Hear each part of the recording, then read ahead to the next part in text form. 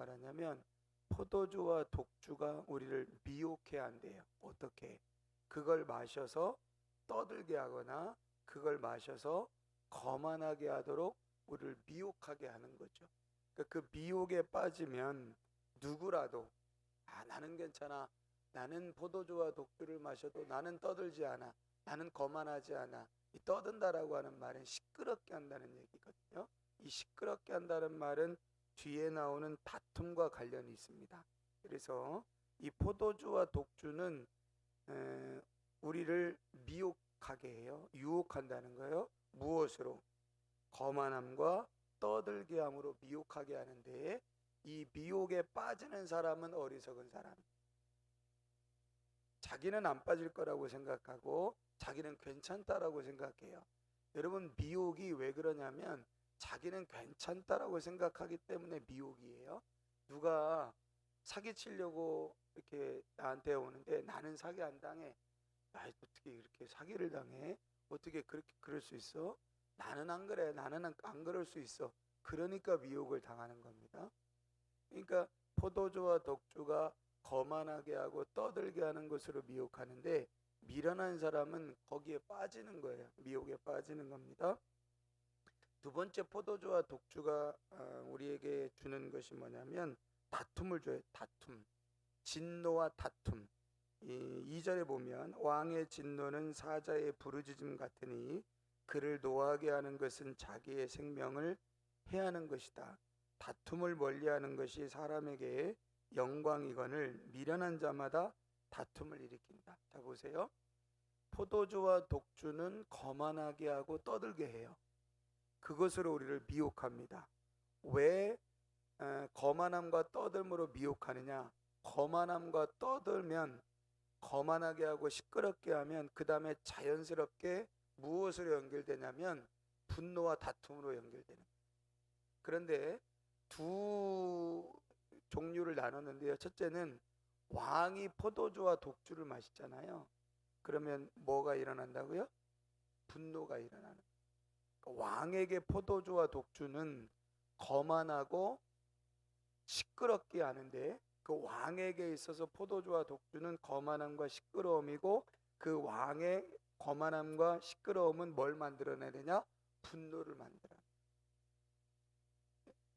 그러니까 포도주와 독주를 딱 마시면 거만해지죠. 그래서 막 시끄럽게 하죠. 근데 왕이 그렇게 되잖아요. 그러면 막 분노가 일어난다는 거예요. 그러면 분노는 어떻게 하느냐? 왕의 진노는 사자의 부르짖음 같으니, 마치 사자가 으악 하고 부르짖는 것과 같대요. 그래서 그를 노하게 하는 것은 자기의 생명을 해하게 하는 것이다. 그러니까 왕이 스스로 노하는 것도 자기 생명을 해하는 것이지만, 누군가 옆에서 왕을 노하게 하는 것은 그 노하게 한 사람이 죽는 것과 같다는 거예요. 그럼 그 왕의 진노, 왕의 도, 그건 어디에서 왔느냐? 물론 왕의 마음에 안 들게 하고 왕이 뭐 그럴 수 있어요. 그런데 이 포도주와 독주에 미혹되어진 왕은 진노하게 되어 있다는 거예요. 백성들은 어떠냐? 왕이 아니라 일반 백성들은 어떠냐? 일반 백성들은 포도주와 독주를 마시잖아요. 똑같이 거만해지고 똑같이 시끄러워요. 그런데 백성들은 거만함과 시끄러움이 뭘 만들어내야 되냐? 다툼을 만들어내요. 그러면 왕이 싸우는 거 보셨어요? 왕은 안 싸워요. 왕은 그냥 뭐 할 뿐입니까? 화낼 뿐입니다. 왕은 그냥 분노할 뿐이에요. 근데 백성들은 어때요? 백성들은 다투는 거죠. 백성들은 다툽니다. 그러니까 잠언이 이야기하고 있는 이 구조를 잘 보시라고요. 포도주와 독주는 사람을 거만하게 하고 떠들게 한다. 근데 이 포도주와 독주가 왕에게는 거만함과 떠들므로 인하여 분노를 만들어내고, 일반 백성들은 포도주와 독주가 거만함과 떠들므로 인하여 다툼을 만들어낸다는 거예요. 그러니까 이 왕이든 백성이든 이 포도주와 독주가 주는 거만함과 시끄러움에 미혹되어지면 결국에 만들어지는 결과는 분노와 다툼이다 라고 하는 겁니다. 분노에 대해서 제가 몇 번 말씀을 드렸는데, 신앙생활을 하는 데 있어서 가장 걸림돌이 되는 감정 중에 하나가 뭐냐? 그게 분노예요. 슬픔, 뭐 우울함, 뭐 여러 가지 있을 수 있는데 이 분노라고 하는 것은 뒤집어 엎는 겁니다. 여러분 그 뚜껑 열린다 이런 표현도 많이 쓰고 뒤집어 엎는다 이런 표현도 쓰잖아요. 사람이 영적으로 성장하는데 가장 걸림돌이 되는 게 분노예요. 왜? 분노는 뒤집어 엎는 겁니다. 제가 예를 이렇게 들었어요. 여러분들이 그릇인데 여러분들의 그릇에 비유해 보세요. 하나님의 은혜가, 하나님의 사랑이, 하나님의 축복이 차근차근 쌓여요. 하나님은 한꺼번에 주시는 분이 아니에요. 차근차근 조금씩 하나님이 은혜를 쌓아가시고 복을 쌓아가시고 믿음을 쌓아가시고 막 쌓아가시는 거예요. 그래서 영적인 세계에도요 임계점이 있습니다. 차가운 물이 딱 불에다가 딱 올려서 냄비에 올려서 딱 끓이면 온도가 조금씩 올라가죠. 99도가 될 때까지 물은 그냥 물이에요. 근데 100도가 딱 되면 물이 어떻게 돼요? 끓어요. 그래서 물이 액체에서 기체가 되어지는 기점이 100도예요. 그걸 이제 일종의 물리학에서 임계점이라 그래요. 제가 이 물건을 이렇게 옮길 때 힘을 1만 주면 안 움직여요. 2를 줘도 안 움직여요. 근데 5라고 하는 힘을 더 세게 딱 주면 이 강대상이 움직여요. 이 강대상이 움직이기 시작하는 그 물리적인 그 어떤 변화의 시점, 그걸 임계점이라고 하거든요. 여러분 영적인 임계점이 있어요. 하나님이 우리가 인생의 그릇이라고 하면 거기에 믿음과 은혜와 사랑과 하나님의 복을 착착착 쌓여서 어느 순간 그게 딱 쌓일 때 꽃이 확 피듯이 우리의 믿음과 우리 영적 세계가 확 열리는 거예요. 영적으로 팍 성장하는 거예요. 그럴 때까지 인내하고 그럴 때까지 시간이 필요해요. 그런데 우리가 중간중간에 뭐 한다고요? 이걸 뒤집어 엎어요. 쏟아요. 한 1년 정도 은혜 받아서 막 쌓잖아요. 한순간에 분노해서 그걸 다 쏟아 엎어버려요. 그리고 처음부터 다시 막 또 쌓다가 또 한번 분노하고 또 뒤집어 엎고 또 처음부터 다시. 분노가 이런 거예요. 분노는 우리의 영적 성장을 가로막는 가장 심각한 적 중에 하나입니다. 근데 더 심각한 건 뭐냐면 우리가 그렇게 분노함으로 인하여 하나님이 우리에게 주신 좋은 것들을 다 뒤집어 엎는다는 사실을 모른다는 거예요. 우리는 쉽게 분노하고 우리가 쉽게 화내는 사람이라는 걸 인지를 못하는 거예요. 그래서 영적으로 원수 마귀는 우리로 하여금 분노하게 합니다. 그래서 죄와 악에 대해서 분노하는 것은 좋은 것이라 그랬어요. 마치 우리의 몸의 면역 체계가 질병이 오면 우리의 면역력이 발동을 해가지고 질병과 싸우듯이 불의와 죄악을 보고 화가 나는 건 우리를 지켜주는 좋은 화예요. 그런데 여기 보시면 포도주와 독주를 마시고 거만하여지고 시끄러워져요. 그래서 다투게 되는 거예요. 그래서 분노하게 되어지는 것은 우리 안에 좋은 것들을 다 쏟아 엎어버리는 이런 어리석은 결과를 만들어내게 되어진다라고 하는 겁니다. 그래서 오늘 잠언 20장 1절에서 5절까지는 포도주와 독주는 우리를 미혹하는 것이다 이렇게 말해요. 무엇으로 미혹하느냐? 다툼과 분노로 우리를 미혹하는 대상이다 라고 말하는 거죠. 또 한 가지 더 언급을 하고 있는데 4절입니다. 게으른 자는 가을에 밭 갈지 아니하나니 그러므로 거둘 때에는 구걸할지라도 얻지 못한다. 게으른 사람이 등장을 하는데요. 이것도 굳이 포도주와 독주로 연결을 시켜볼 수가 있어요. 꼭 그렇게 해석을 하기는 어렵지만 포도주와 독주를 즐겨하면 거만하고 떠들게 되어질 뿐만 아니라 그로 인하여 분노와 다툼을 만들어내는데 또 하나 정반대 성향, 그러니까 적극적으로는 분노와 다툼을 만들어내는데요. 포도주와 독주는 소극적으로는 게으르게 만들어요. 포도주와 독주에 미혹되어지면 게을러진다는 거예요. 그래서 게을러지는데 어떻게 게을러지느냐?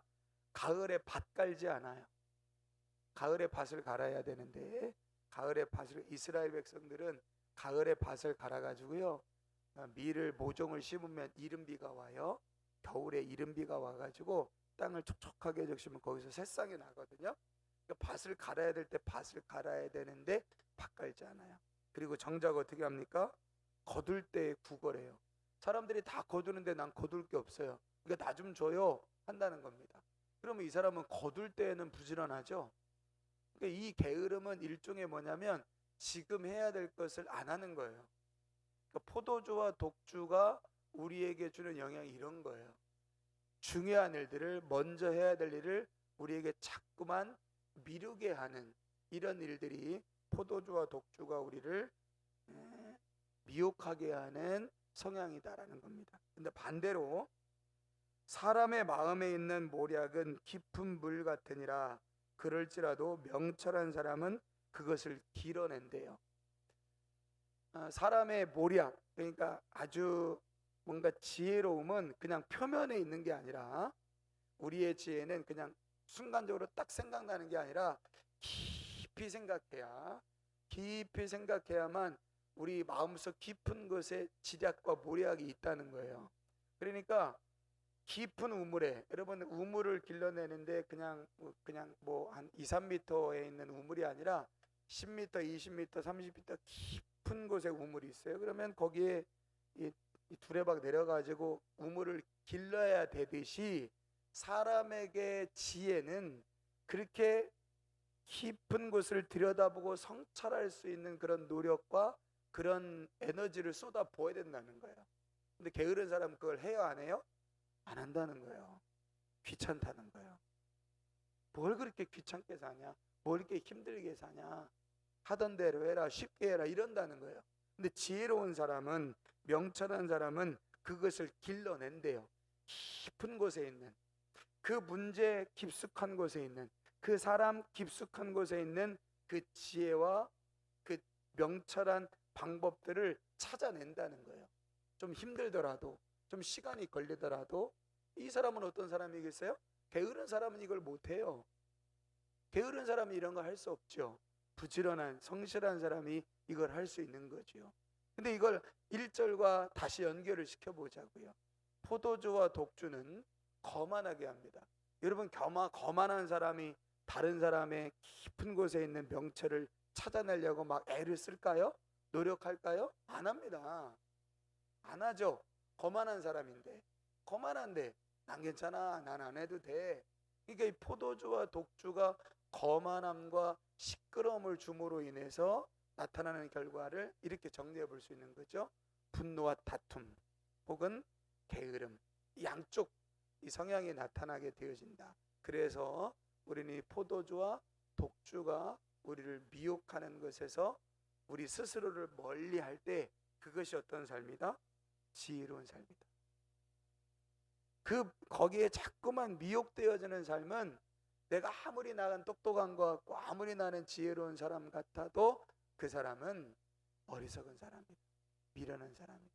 나는 아니야. 나는 괜찮아. 하지만 어느 순간 자기가 거만해져 있어요. 어느 순간 자기가 시끄러워요. 시끄럽다는 거예요. 시끄럽다는 말은 뭔가 막 이렇게 정리가 잘 안 된다는 의미고요. 뭔가 자기 주장을 한다는 의미고 여러 가지 의미가 있는데 그래서 다툼과 분노를 만들어내거나 아니면 소극적으로 그냥 게을러지는 거예요. 이것도 하기 귀찮고 저것도 하기 귀찮고 이것도 안 해도 되고 저것도 안 해도 되고.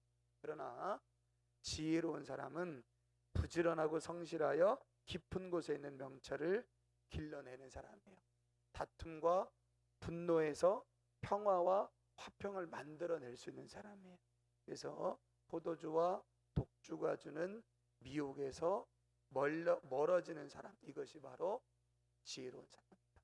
오늘 잠언 20장 1절에서 5절까지 주는 이 교훈들을 기억하시면서 오늘도 미련하고 어리석은 삶이 아니라 지혜로운 삶으로 나아갈 수 있는 은혜가 있어질 수 있도록. 포도주와 독주를 이야기했지만 뭐 해당되시는 분들도 있고 그렇지 않은 분들도 있으실 텐데 우리의 삶을 미혹하는 거만하게 하고 시끄럽게 하는, 우리를 미혹하게 하는 것은 어떤 것인가? 이 아침에 다시 한번 묵상하시고 생각하시면서 그걸 멀리하실 수 있는 지혜자의 삶을 살아가는 은혜가 있기를 소망하면서 이 아침에 함께 기도하실 수 있기를 바랍니다. 하나님 감사합니다.